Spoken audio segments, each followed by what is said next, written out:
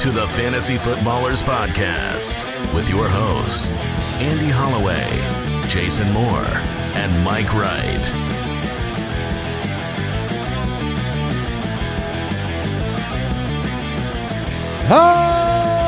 Welcome in.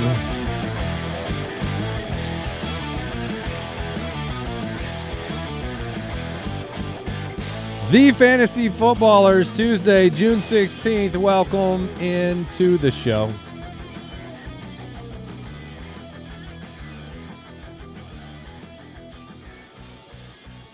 Big show today, underrated and overrated. Big day. Big day. The big day. The big day, the big show. The big announcement. Jason wants me to get right into it. He doesn't want me to this delay. is so important. Announcements. Hold on. Go at the top of the Don't show. I have a button for announcements? Announcing. The trumpeters have arrived, and we teased it. We said there'd be a big announcement on Tuesday, so we'll get right into it. It's back. The MEGALASHOW, a live event. Yeah. The Fantasy Footballers Live. It is back. Friday, August 28th, the Van Buren in Phoenix, Arizona, presented by SiriusXM and sponsored by GMC and PetSmart. The MEGALASHOW is back. It is your opportunity out there, Foot Clan, to come to the event of the offseason as we get ready for the kickoff to the 2026 NFL season. And those watching on YouTube, you can get some. Look at that B-roll. I believe this was that's not B-roll. That's A-roll. That's the nice. last Nice, Mike. MEGALASHOW event we did was in Los Angeles. This year it's in Phoenix, Arizona at the Van Buren. It's our only live show for this year. It's in our home city, state area. Everyone needs to come. Everyone needs to be there. We want you there. I mean, and you can see, again, if you're on YouTube, you can see some of the highlights from the last time we did a MEGALASHOW. It is a live taping of the podcast. So you will be a part of a live recording of the show. Live taping. This guy. Yeah. It is. Oh, we're putting on. What do you it on mean? the film. We're gonna get the reels out. The tape. Talk about your VHS and your beta tapes. People don't say, Al, you don't say that anymore? It's going to be a live recording of Okay. the Thank you, podcast. Al. Okay. That's not that. No, people say it. Also, just people over the age. I will of, get you a tape of the event. There are a lot of big special things at that show, at the live event. We want people there. This is a bigger venue for us. You know, we've done shows in Phoenix in the past. We are doing First the time at the Van Buren. We're doing the Van Buren. It's a beautiful venue. Awesome venue. I was just there. Where are you? guys? Last night? 2 nights ago. 2 nights ago. Yeah. For a show? Yes. Or were you scoping? No, I was at Figure a show. out. Okay. I was getting down with the RX So listen, I Bandits. didn't say the URL enough. If you want to go to the show, there will be limited tickets available. Go to ballerslive.com. Again, the show date is Friday, August 28th. It's at the Van Buren in Phoenix, Arizona. There will be limited tickets. You can grab them right now. Like I said, we've done this a couple of times in Los Angeles. We're doing it in our hometown here. The Fantasy Footballers Live, the MEGALASHOW itself. Travel out here. Great golf courses in Arizona, people. Oh, Oh, gosh, this is true. Look, the fantasy footballers are going to be there. And if you're not familiar with the Van Buren, literally right next to us, right next to the building, there's Ziggy's Pizza, it is elite New York style. And then right next to that, there is a pinball bar. Oh, I've heard about that. Oh, I was just there too, That's, brother. well, that's right up your alley. Dude. We'll be there. It's going to be awesome. August 28th. Shout out to SiriusXM, GMC, and PetSmart for helping us get this done. Ballerslive.com. You can check that out. Let's jump into some news.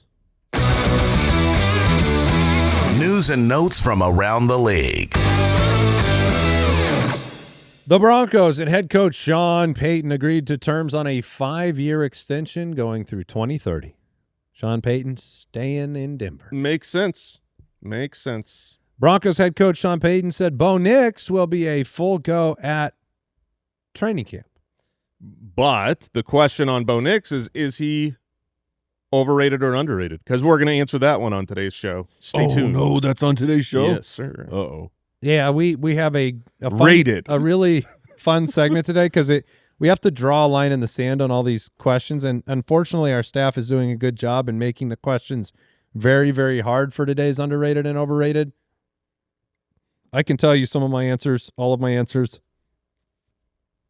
will be made immediately when the question is asked. You have not previewed? I have briefly previewed, but I was really back and forth on some of them. The Panthers agreed to terms with Jalen Coker, 3-year, $35 million extension. This is a former undrafted free agent. This is wild. Every time I've watched Jalen Coker play football, I've been impressed. I just took him, recently in one of our mock drafts, kind of just like, hey, don't forget that we got Jalen Coker over there. It's a pretty big commitment. It is. Like this deal is good for you, man. Good for you for getting that money. And he really is. He is a player that I don't think we've seen the best of Jalen Coker just yet. Not. What's that? I said I hope not. 11. Well, yes, as the Panthers hope as well, because he's only played 2 years, 11 games in each of the 2 years. His rookie year was 478 yards. Like that's his high, but he only started 3 games last year and 4 the year before. The Panthers have seen enough of Jalen Coker, and hopefully that means they've seen enough Xavier Legette. Well, and they drafted Brazil, right? Yes. In the wild card playoff game against the Rams, 12 targets for Coker, 9 for 134 and 1. Pretty impressive. What else do we have? Ja'Cory Krosky-Merritt sitting out of OTAs due to a soft tissue issue. Yeah. What's the headline there? Kitron Allen? I've seen some. I've seen some. I think hype train on that. Like Rachaad White is going to end up as just a mega value, because even we had the. Well, hold on. Let me hit the button for him at least. We got Bill Krosky-Merritt over there, and at least what I'm reading through, you're trying to. All these coaches are saying a lot of things these days, and like he's still developing, and they had a lot of glowing things to say about Rachaad White. So who's still developing? Bill, as in like we not Rachaad White. No, as in that's what I thought you were saying. No. Like, I'm saying he's developed. I'm saying they're looking at Bill Krosky-Merritt and saying that we got to improve on these things. Gotcha. Where meanwhile, then Rachaad White comes in again, maybe not a superstar, but he can do everything, and he might end up being. He's perfect for certain types of builds this year. I mean, right now he's going like the 13th round. He's perfect for. He'll be build. a double-digit round guy because nobody wants him. Wouldn't it be similar to last year the way we were viewing like Eckler yes. at this point in time? I mean, yes. Eckler was not at his prime, but we all knew he versatile, knows how to do a veteran pass catcher. Yeah. Cowboys wide receiver George Pickens did report to mandatory minicamp after sitting out the OTAs. Said he's going to get his physical. He's there so he does not get fined. Yeah, a lot of guys are doing that right now. Yeah. Show up, don't get fined, playing on the franchise tag. So we have a month. I believe July 15th. Training camp? Kyle can check that. No, the long-term extension deadline for franchise tag players. I do want to read this quote because Andy Reid said if he was asked if Rashee Rice will be ready for the start of training camp, his quote was, "I think he will be. He gets out of jail next week. We'll see where he goes. He'll be back up here and working." It's always good when your players are out of jail. That's really important for getting on the field. Yeah. So I don't think we have any other news. I mean, we got the big announcement out of the way. We got the news out of the way. You guys want to get into the main segment? Ballerslive.com. Oh, yeah, do that as well.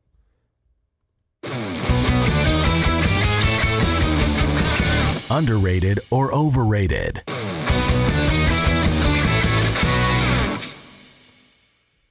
Okay, various topics, not just players, but there will be players mixed in. There will be draft strategies mixed in. We're going to do a little underrated, overrated. We did it last year. Whether you're watching or listening, we'll let you know what's going on. But we're going to bring up a couple of topics, and we'll decide what we truly believe about these ones, at least in the moment here. Man, this first one is so hard. So why don't you introduce the first one, Jason? So the first one that we're going to decide whether and they're not all players, but this first one is. It's Ladd McConkey. Right now, we've got to decide if we think going into 2026 he is being overrated or underrated, and it could go either ways. I mean, right now, where he's being rated is Are you looking for his ADP? Yeah, he's back of the fourth. He's at the 4-5 turn, wide receiver 20. This is really hard because don't do your analysis yet. You got to give your thumb first. Do we? You Yeah, want well, to? yeah, we yeah, give that we're first. I think make you go the 1, 2, 3, decision. and then we show it, and then you give your reasoning. My gosh, hold on. Yeah, it's Ladd McConkey. How do you spell that, Mike? you give him more time. Ladd. Okay. All right. I think I'm going to go with this one. All right. Here we go. You know what you got to do, man. All right. 3, 2, 1. Dang it. Ooh, Andy. Dang it. Andy. So just for the listening audience, Mike went overrated. Yes. Jason went overrated. I threw up the underrated. I'm and just going to lean into my villain arc right now. Well, that has to hurt, Jason. It hurts so much And because Mike, Yeah, it hurts me as well. you want to know what the difference was to me? The presence of Keenan Allen on Yes. that roster right now. yes, Because I think it's a pendulum swing, right? Like I think we all would have said before the draft we would have held up underrated before the first season, his rookie season. Yes. I think we liked Ladd McConkey. Oh, yeah, coming out. for sure. Then I think after the first season we knew that he was going to have to perform at a really high level relative to draft cost. Maybe we would have gone overrated at that point.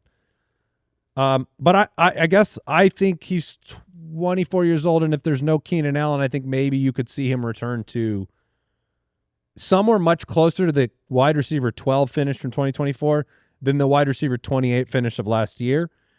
Let me just explain. The difference between a year we were thrilled with and a year we were unhappy with is 12.5 points per game as a rookie and 9.2 points per game as a sophomore.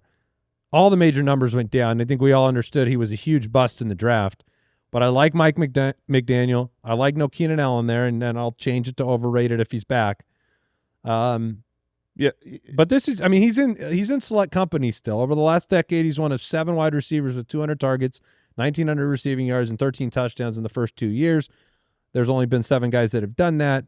I mean, this is a soft underrated. yeah. As a prospect, I think he Where is did you say he was being drafted? I'm sorry. wide receiver The 20, fourth. like the 4-5 turn, and Oh my gosh, that's right between It's- 12 and 28. Right in the middle. yeah, it is. Like exactly the middle. Here's the issue. I think as a prospect, as a wide receiver, I think he's underrated. I wish he was more vocal and a squeaky wheel. I mean, it's been talked about like in the room. He's a quiet guy. He is not a vocal leader. He's not a diva. I need this guy to get some diva in him and demand the ball and say, I want it. Because if he did that, he would get open. He would get the ball. You do well. My biggest issue is simply this. The 2 wide receiver sets are going to be massively important on the Chargers this year. This is a Mike McDaniel system that's going to come in. They brought in Njoku. They have Gadsden. They use a fullback. Their personnel groupings with 2 wide receivers are going to go way up. And for the wide receivers on the field, that's a good thing. Yes. So if Ladd is out there in all 2 wide receiver sets, whole baby, Andy will be right. He is being underrated right now as a wide receiver 20. He is awesome. However, only 20 is such a smart spot for people to draft him. yeah, only 10% of his routes last year came with 2 or fewer wide receivers on the field. So hopefully this is a Keenan Allen gone situation. But this is why I love Quentin Johnston. Because it sounds so weird to say. He's the only guy that we know for sure is out there in 2 wide receiver Adding sets. Njoku was a surefire guarantee we're going to get a lot of 2 wide receiver sets. Njoku and Gadsden will be out there, and we'll get 2 wide. It's hard for me to look at, like Mike McDaniel, he had some guys you wanted to bring into the offense, right? And I'll let you jump in, Mike, with your thoughts. But he had some guys you wanted to bring in, right? You brought in the running back to play behind Keaton Mitchell. He had certain players and a fullback. Alec Ingle. It's just it would be shocking to me if Mike And McDaniel is Thompson, right? He was Brennan Thompson was the wide receiver. Yes. Apparently he was demanding he wanted that speed. when you look at the roster as it stands now with no Keenan Allen, it's hard for me to say Mike McDaniel, as much as we think of him on the offensive side of the ball, is going to do a lot to keep Ladd McConkey off the field and not a part of the offense. But It Mike, you seems said overrated as well. Yeah, I don't like the draft price. It's such a strong assumption of draft capital that Ladd McConkey for sure is the guy. And he in my belief of the player, it should be him. But the fact that we had last year, like Keenan Allen is, I mean, this is a pro's pro.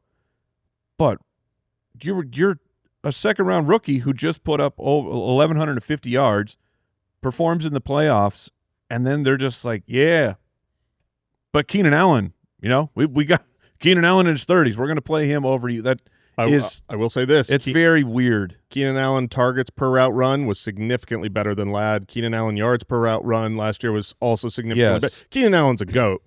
But it's like, man, if you can't beat out a 30-year-old Keenan Allen, that's just the draft. I wanted to look it up. The draft price for Ladd McConkey. Do you remember where it was last year? Because I have it in front of me. It was top 15 wide receiver. The draft receiver. community was hot for Ladd. Like wide receiver 12? Every platform he was 11. Yeah. He was 11. I mean, that was around because he was a rookie wide receiver who had just put up over 1,100 yards. Yeah, I do agree with you guys. There's a lot of risk there. This is one of those training camp situations we need to watch closely because he's not worth the 20th spot if he's not out there in too wide. He's just not. It's just like the ADP wise. I know you guys aren't on as Zay as much as I am, but right after Ladd is Zay, then Jamison Williams, then Devontae Smith, who I wonder if his ADP ends up jumping. Did you hear the latest rumor of that team? Is it Dontavian Wicks related? No, it's Tyreek Hill related. Oh, I had not. I had seen some rumors about, like, is that the place that Tyreek Hill ends up landing? They trade A.J. Brown, they get a lot of draft capital, they draft Mekhi Lemon and Stowers, but maybe they feel like they need to Interesting. take a little bit off of Devontae Smith. I think Smith's ADP is going to go up, but no, the last thing I was reading for beat reporters was saying how with Lemon, because Lemon is banged up, like Wicks was clearly the current plan to replace A.J. Brown. They may Is he catching the ball? Look, probably. I don't know. But it's practice. So Smith and then Ibuka and then Terry McLaurin to finalize the point of where Ladd's going, his ADP. It's really tough when I think that's a compelling point because I think other than Jameson there, you could make the argument that like Jameson's not out there as much as Ladd. It's like even if they're in Ladd's the guy. Ladd's in too wide. It's huge in him. What's the percentage chance that Ladd outscores Huge? Very high. I don't know about that. I would say it's more, but how high? Like fourth round versus free? Huge could do it with touchdowns. He could have 20 fewer catches. Everything is ADP for me for Ladd and my. Right now, it does seem like he is rated. Like he is perfectly rated. Yeah, the community has done a perfect job of I think he will be right around 20, frankly, so you're not getting a deal.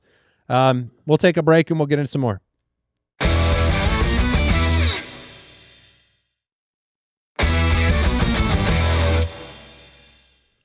All right.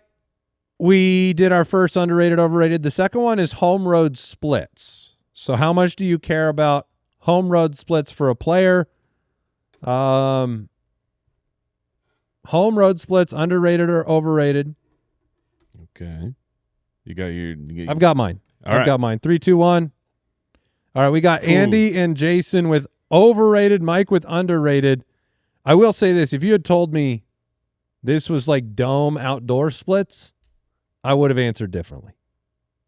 Yeah, for me, why I think home road splits are overrated is because I think it really only impacts one position.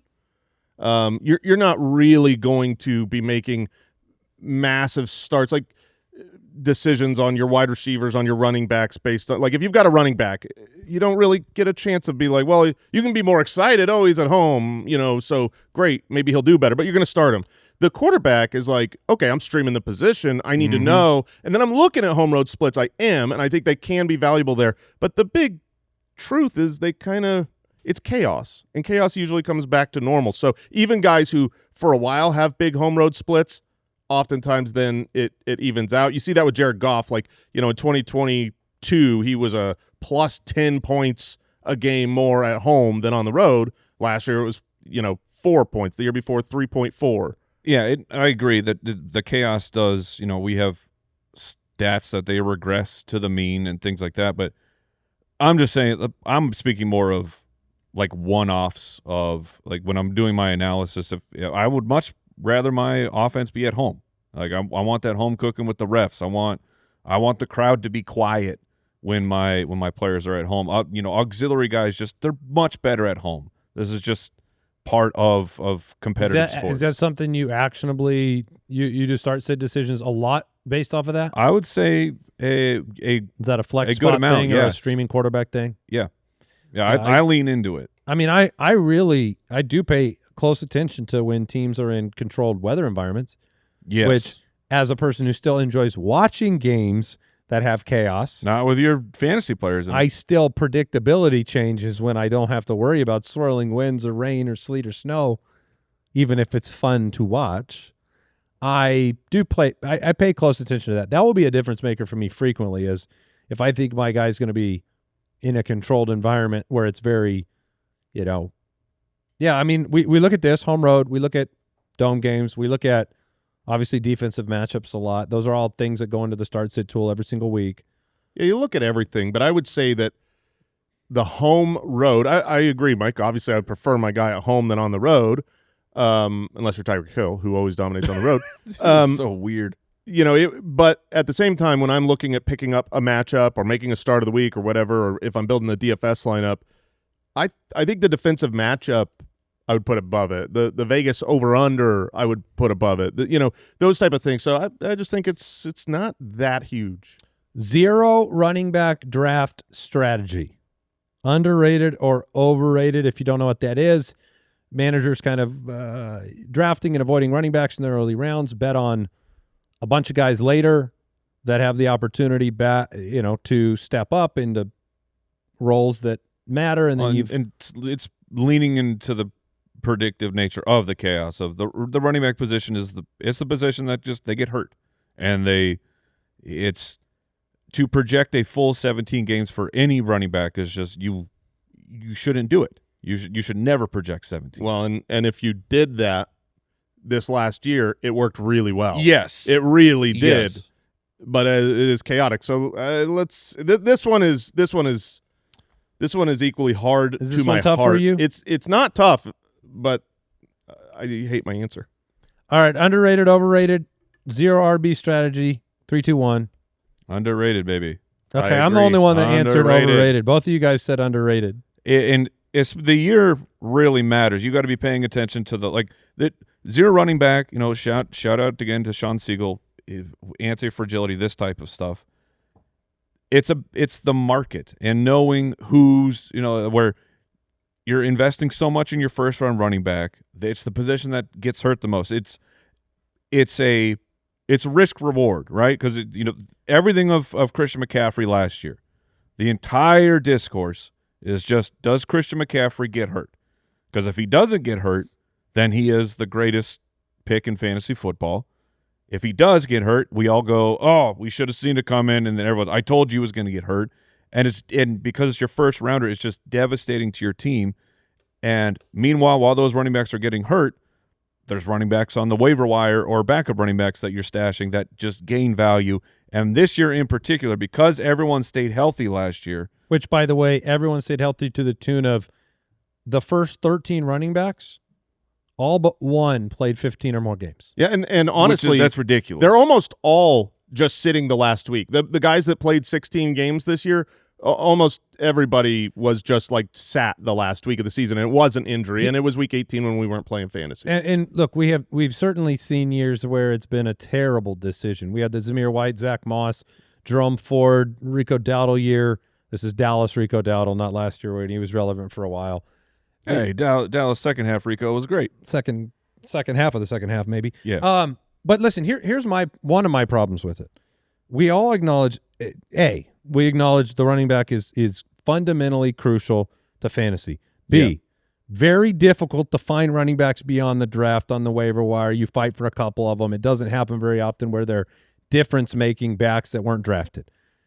C, the running backs you draft in late rounds, guess what? They're also running backs. They don't have an immunity to injury either, right? So not only do you have to hit on them being healthy instead of your front end guys being healthy, but you also have to hit on them being successful when they're not drafted in a place where they can be, and you end up with Zamir White and Zach Moss and Jerome Ford and Rico Dowdle. So to me it feels like more of a little bit more lottery of a strategy where you really if you execute it and you hit the big Darren Sproles late or the big name later in the draft, the Bucky Irving of his rookie season, you got one of those, you pick up one. Maybe hero RB's the strategy that's a little looser where you take one and you wait forever. I might be more amicable to that because shoot your shot on 3 or 4 guys. But to me, if you go 0, you wait the whole way. I feel like you have to scratch off 3 tickets in a row and hit the right thing. It is more of a lottery high upside outcome, which is when you're shooting for a championship in your fantasy league, and this is why it's pretty often that if you've got a larger tournament play, a 0 RB strategy ends up winning because the highest upside is, oh my gosh, I had all of these studs at all these positions. I could draft my onesies, and then I didn't lose the running backs, and the running backs I hit late work better. So the highest upside I think is 0 RB, but I hate feel like that makes my point though. Playing 0 RB.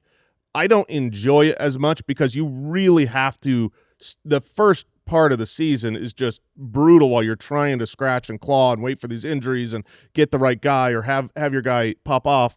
And this season, I just think the entire world is set up for it to work right. We're coming off of that's what I'm talking about. Healthy, from year to year, I think it changes. And when I look at guys late, it's like, well, are there guys worth drafting? Like Kenny Gainwell, Rashad White. You got some guys that I think are super super late that are Jonathan Brooks, absolutely. Those are the names. I mean, even Bill. You take your shot on whichever one out of that backfield you want. Jadarian Price will probably go up later towards draft, but right now he's a super low draft pick. So yeah, I mean, last year was a season where CMC, Derrick Henry, and and Bijan were the top 3 most rostered players on championship teams. And so, yeah, I agree. You do see the pendulum swing a little bit, but that pendulum is not, that may make people draft more running backs in the first couple rounds because they feel more confident about it. But it doesn't make late round running backs more likely to hit or less likely to hit. It just that gamble is still present from year to year. Yeah, it doesn't change that. And I would say of course your goal is to hit on Bucky or Kyron, but it's just the point of it is you can stack your team with so you can find usable running back weeks on a waiver wire. Maybe it's not a long-term solution. But hard. It is, but you're more likely to find those to piece together than you're going to find elite wide receivers. Like there's maybe one a year where you're like, oh, this guy comes out of nowhere where we really didn't see the path and we should have, and we pick him like the Puka. You have one Puka and then next year, who's the new Puka? No, it's not. It does because that doesn't happen. But we find running backs to fill in the gaps and then we're overloaded with wide receivers. An elite tight end and elite quarterback. So I'm talking about like the weeks where like as a Patriot you could start like Terrell Jennings out of nowhere. Yes, for a single week. They always show up. You have to be very diligent in how you are structuring your and when you say 0 running backs, it's just you're starting with 0 running backs. So you're going probably like 5 or 6 rounds before you are starting to look at the running back position because like Dobbins. We've already listed a handful of them. I think there's plenty of guys here this year that I would love to have an elite wide receiver tight end team and then pick up these scraps at running back. And know your league because this is just one strategy. Any strategy can work. I've seen people, I mean, you can win if you just log out and auto draft and then, do your best. It's not setting the best foundation you can, but you can win a number of ways. Know your league. And if I was in a league that I knew everyone is like super hungry, needy at running back, like this league takes all running backs those first couple rounds, like way higher than normal ADP. That is the perfect league to go 0 RB because the valuable high-end receivers, tight ends, quarterbacks get pushed down. So round after round after round, You're getting superstar. Exactly. And you're sacrificing running back. You're going to be like, ooh, this is feeling uncomfortable. But you're using your tiers. That's the strategy. Like crying tiers? No. Oh, okay. The drafting tiers. Well, that's crying available tiers in the Ultimate Draft Kit. For Zach Moss is the crying tiers. The Zach Moss was, but then the Chase Brown worked out. He did. I went overrated. You guys both went underrated on that one. Bo Nix is the next one. Oh, Bo Nix. This one was not hard for me. Bo Nix underrated, overrated. 3, 2, 1. Okay, so Jason and I both went underrated. Mike went overrated. We're very confident with the overrated. I was. This should have been when I was. I went overrated. Yeah, when I was looking at the show doc in preparation of this, I thought I would say overrated because he's not been very consistent, even though his quarterback finishes has been great. But then I looked at where he's being drafted. He's the quarterback 15 right now. One of my favorite picks. Double-digit rounds. He's been a top 10 quarterback. And then you add Jalen Waddle, and I really genuinely think that is a massive need for Pat Bo Bryant, Nix. Mike. Pat Bryant. Oh, I love me some Pat Bryant. Yeah, I mean, they just extended Don't Sean bury Payton. the lead. He's still there, guys. He's buried. I'm gonna bury himself. that lead. He is. He Yeah, has they've said Bryant's the wide receiver 3. Yeah, I just don't think we've seen the best fantasy season from Bo Nix yet, and I think we're going to get one of those. Last year it was Drake May and Bo Nix that were both late-round darlings with opportunity. Worked out for one of them. Bo Nix wasn't the one that it worked out for. He's tied with Russell Wilson for the most wins by a quarterback through the first 2 seasons of his career. He's got the 4th most fantasy points scored by a quarterback through the first 2 seasons of his career, which is crazy because Jason's right. He hasn't been consistent. He's had games that are emotionally destroyers of your soul. You draft him to be something, and then he gets a home matchup against the Las Vegas Raiders, the worst team in football, on a Thursday night, and they score 9 points and win the game. And you're like, it almost reflects so much worse on Bo Nix when you win that way than losing. It's like it's like you can win that way, so maybe we'll try. I have a schedule question for you, Andy. Yeah. So this is what the Denver Broncos start the year with. On the road against Kansas City. At home against Jacksonville. At home against the Rams. On the road against the 49ers. And then on the road against the Chargers. Good. I feel good because now somebody's going to score on their defense. Exactly. I don't see that as a bad thing. Those are tough matchups for sure. They're good teams, but I think you need good offenses against the Broncos defense to keep them throwing. Those are some defenses that to start your year. I mean that's a hard part of drafting Bo Nix. Your first round matchup is on the road in Arrowhead. Let's just play it out. Bo Nix takes a leap forward this year. He gets Jalen Waddle. It makes a difference. He looks like, this is one of the upper echelon guys. He does what Drake May did in year 2. He does it in year 3 or whatever. If he were to do that this year, and that's what if you're drafting Bo Nix, that's the only reason you're drafting him is you're hoping, hey, he takes that leap with Waddle. So if that happens, these are the type of games where they're going to be high-scoring games in these tough, good team matchups. So you're going to find out quick. To Mike's credit, like his best games last year, number 1 overall, maybe I'm stealing it from your arsenal here, number 1 overall finish against the Giants. Yep. Number 3 overall finish against the Bengals. Mm-hmm. Number 7 overall finish against the Cowboys. Who could have seen these I coming? will say number 2 overall finish against the Packers.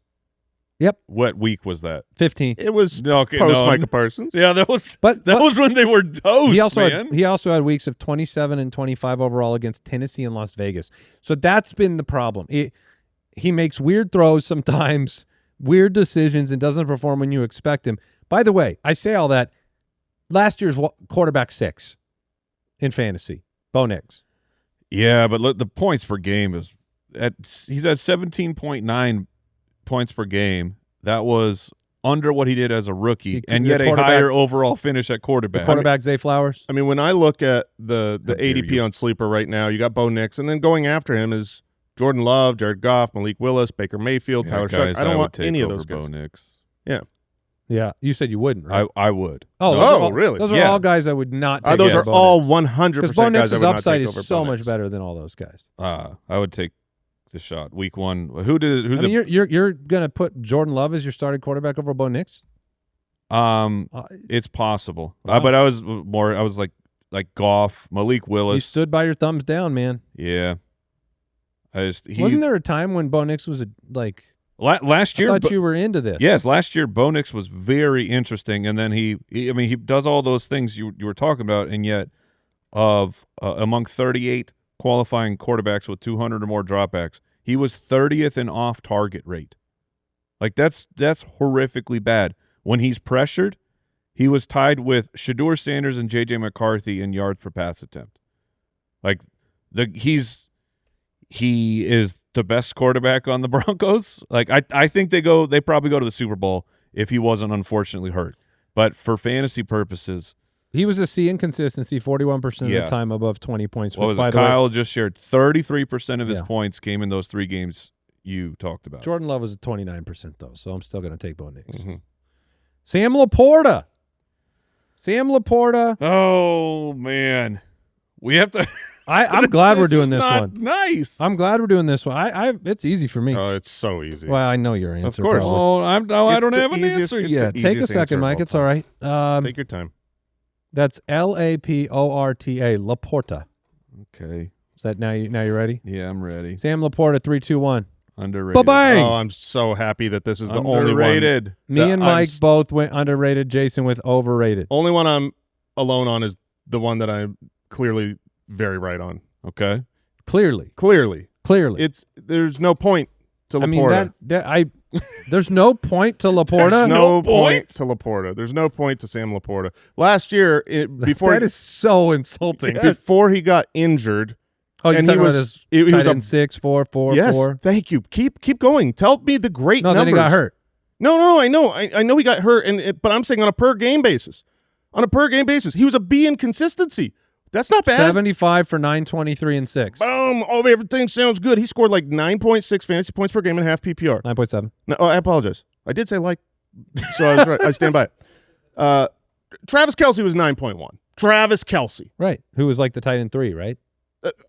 I mean, I'm saying, did he matter? Did Travis Kelce matter for fantasy last year? I think oftentimes he did. Yeah. Well, I'm not saying on a week, like if he had a good week, he mattered. I I'm mean, saying as a whole. 4 out of 9 times Sam LaPorta gave you 11 points or more at the tight end position. 4 of 9 is not Sam bad. LaPorta's talent and ability. Look, he was the tight end 1 with 11.5 points per game, the tight end 7 with 9 points per game.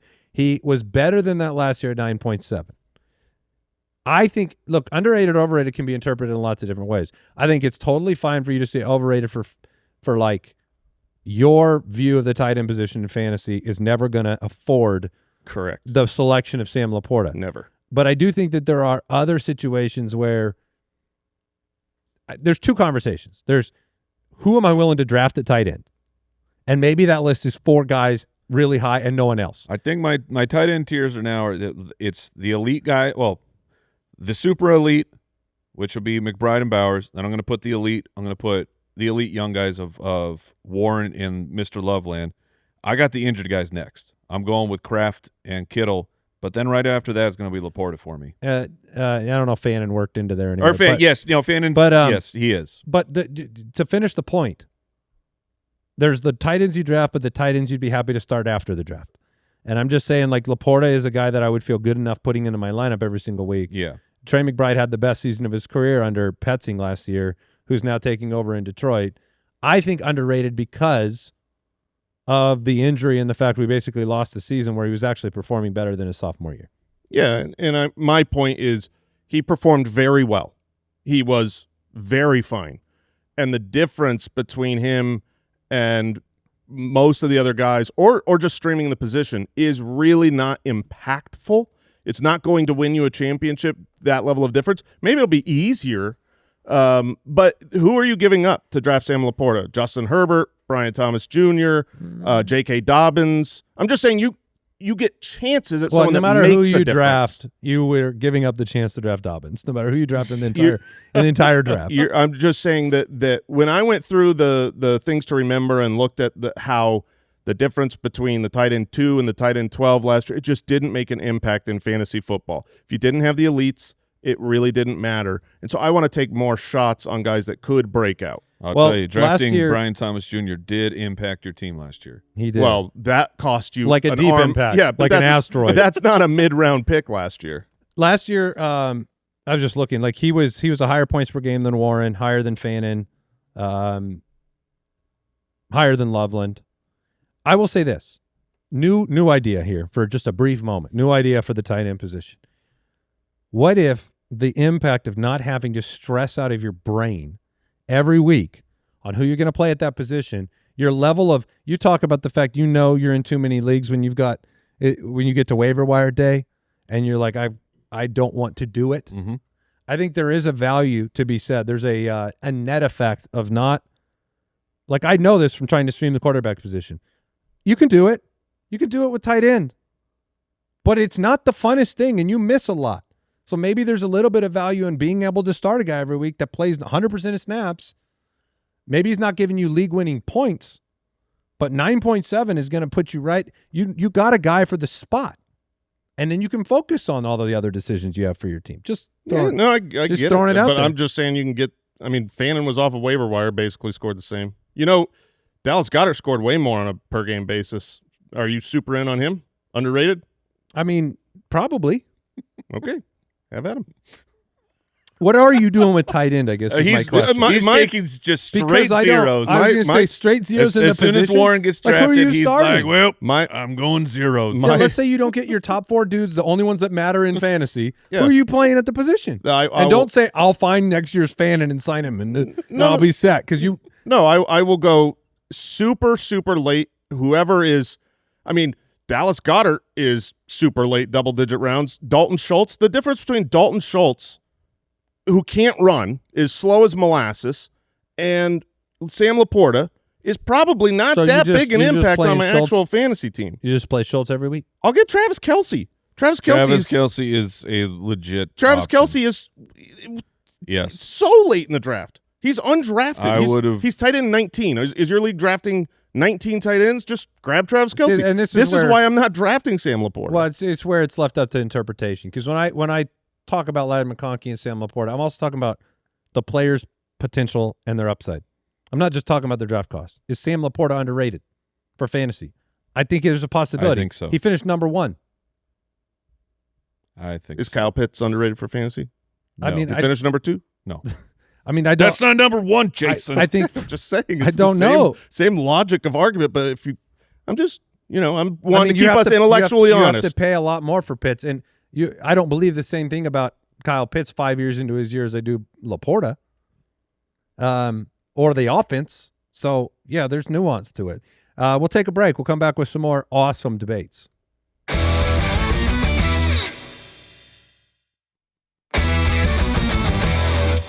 So we have yet to unanimously agree on anything. That is true. Somehow we always end up 2-1. I don't know how that math works out. Well, if we don't agree, it will. Okay. That was the joke. All right. That was I'm aware. Thank you for explaining. That joke was Thank you. Underrated. I Underrated. agree. Yeah. I agree. All right, next one. Slow drafts versus fast drafts, I guess. Slow drafts, for those that don't know, you basically, not everybody's present. It's not a live. It's like a draft over email. Yeah, it just takes, you got a certain allotment of time to make your pick. Maybe, a lot Usually of slow about drafts like are 8 hours or so. Yeah. Sometimes people will open it up to like a day, and then just people jump in when they can. Underrated, overrated. I mean, is it possible to have like such of a little opinion on Yes. this topic Yeah. to feel like I want to put a giant thumbs up or thumbs down? I mean, I don't know. No, man, you got to be Sure. passionate. 3, 2, and 1. angry. Hey, underrated. Underrated. Okay. We all have underrated, but the reason Not at the expense of live draft. no, goodness no. But just because it's a way to handle things yeah. if you need to. The reason I have underrated Yeah, is because I don't think anyone out there is banging the table for slow drafts, nor should they. It's like how could it be overrated? Who's out there being like, oh my gosh, they're the best? Here's the thing. They're underrated because it's a lot better if the busy dude that can't get off of work makes all of his picks than it is for him to auto pick and ruin your league or be inactive or whatever. So if you have to roll that way, A live that's fine. draft is 1 billion% better. Billion. But I mean live, like Especially in this person. year's If live you can draft. be in person, always do that.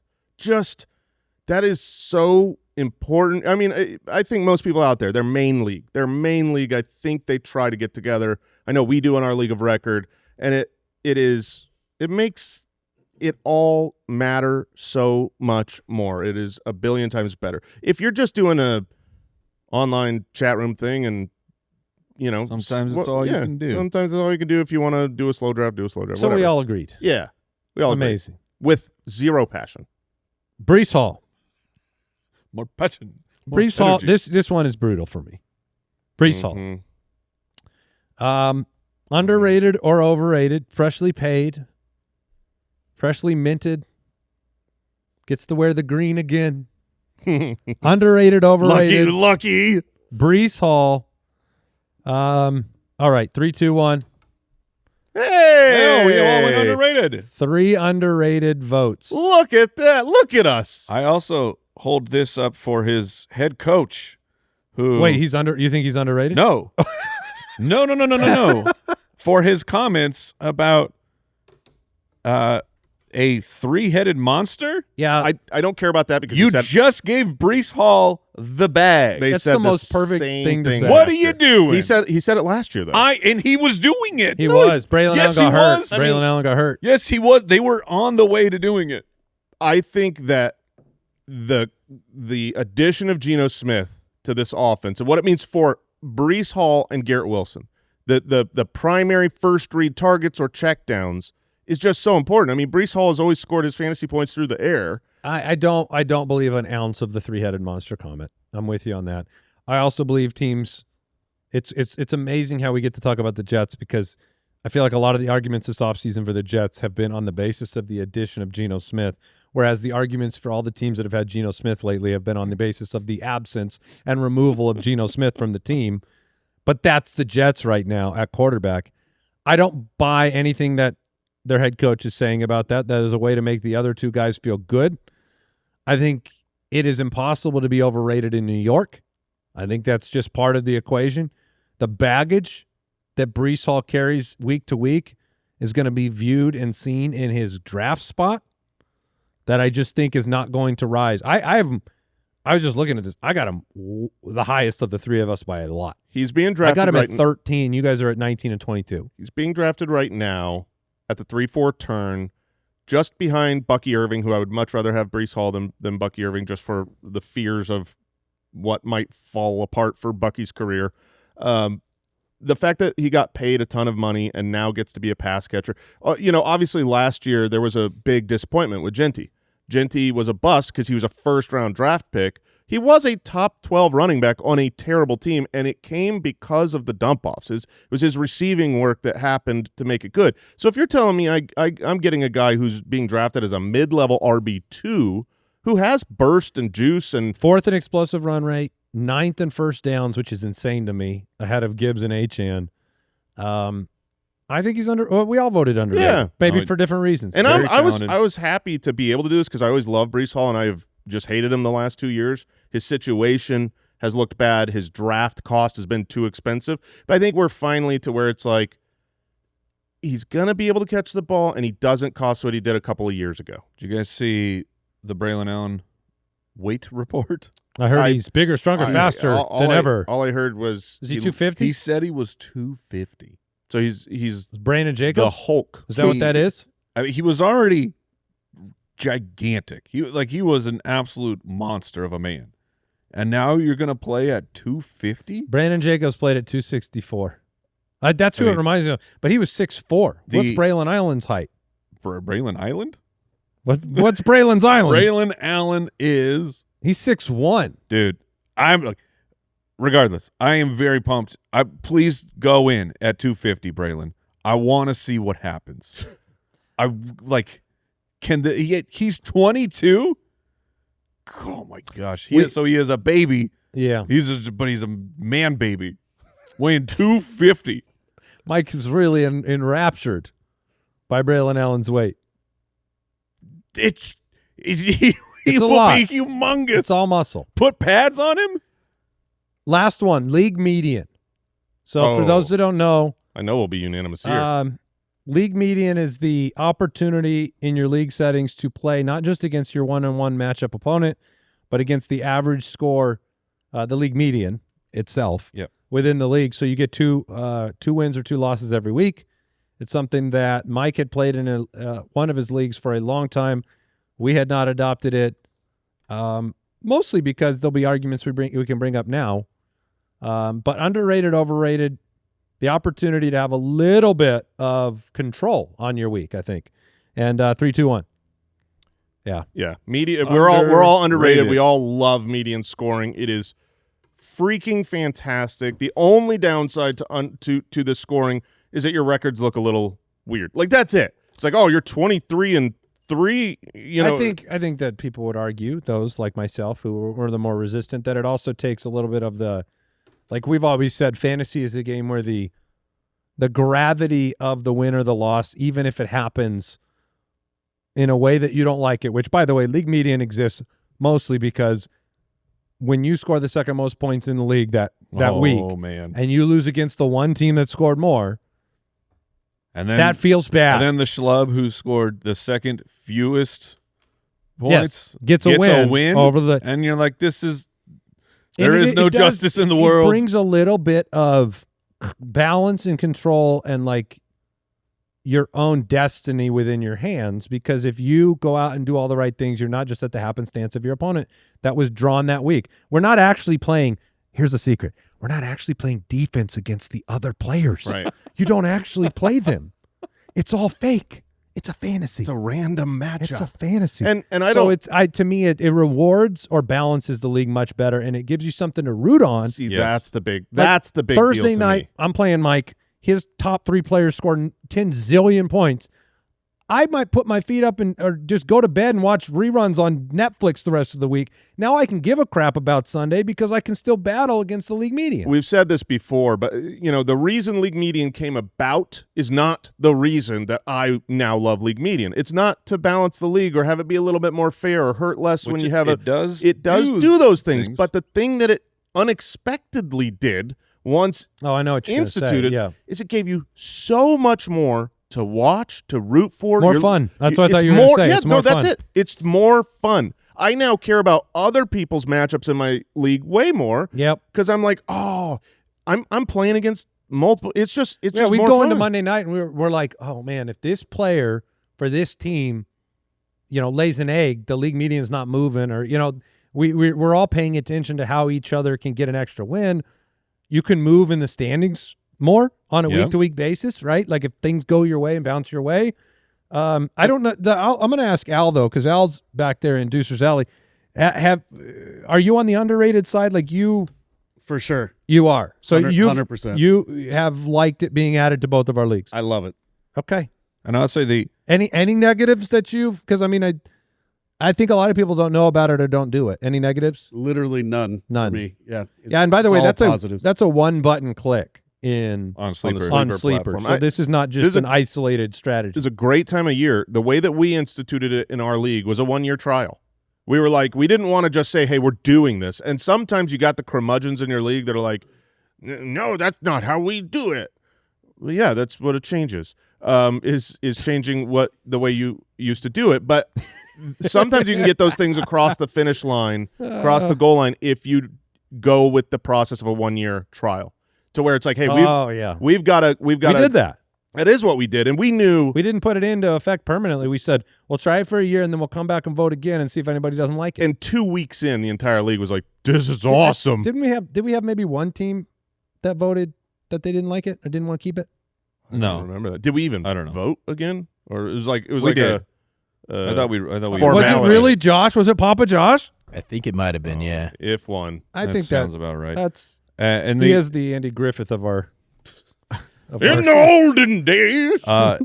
Another, I'll say, bonus side effect of starting to pay attention more, because you start to pay attention to your league mates more and their rosters, and it's not like, hey, who has this player? Like, you start looking at everyone's roster every single week, and it just gets you more in tune with players and like what players are on what teams, which makes trades it's gonna be easier. You don't have to go do a deep research dive because you're gonna have this knowledge basis of you just kind of know the big boys are on what teams. It really just makes the league better. I thought of one negative. Oh, I think it's a little harder for somebody to luck into a perfect season. I think that's going to be harder. I think a perfect season is going to be harder. Is that a negative?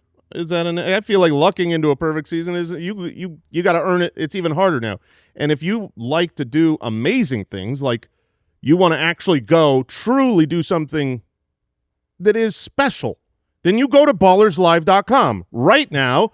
That's what you do. Ballerslive.com. Ballerslive.com. And then you get your butt to Phoenix on August 28th and you participate in this podcast. For the Fantasy Footballers Live, the MEGALASHOW presented by SiriusXM and sponsored by GMC and PetSmart. That's the one at Let me tell you this. ballerslive.com. We put our money where our mouth is. All three of us will be there. I promise. All three of us will be at that event. Whoa, dude, don't I guarantee promise. it. Well, By the way, We will make every effort. we will be there. And let me say this. We have had, at one of our live shows in Phoenix, inexplicably, we had the entire show prepared. We knew what we were going to talk about. Oh, yeah. And moments before the show started, Andrew Luck retired. that was While we were in the green room getting ready to Yeah. do a show, Yeah. Andrew Luck retired. It changed things. it was so fun because it's like, when you watch a movie and there's some breaking worldwide news and they show everyone stopping what they're doing, staring at their phone. Yeah. Well, because this was an audience of our people of the Foot Clan who are avid fantasy players, it was that. It was like the entire audience is like staring at their phone, as Gasping. whispers spreading across the crowd, the news. Ballerslive.com for tickets. We'd love to see you there. It's at the end of August. It's a perfect day. Come in for the weekend if you want to. Friday, August 28th, the MEGALASHOW. So excited. And we'll say goodbye for now. But guess what? We'll do another show. What do you say? You want to come back Thursday? Talk about most surprising I teams? will make every effort.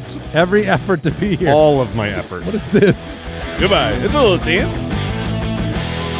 Thank you for listening to another episode of the Fantasy Footballers Podcast. Join our fantasy football community on jointhefoot.com and follow us on Twitter @TheFFBallers.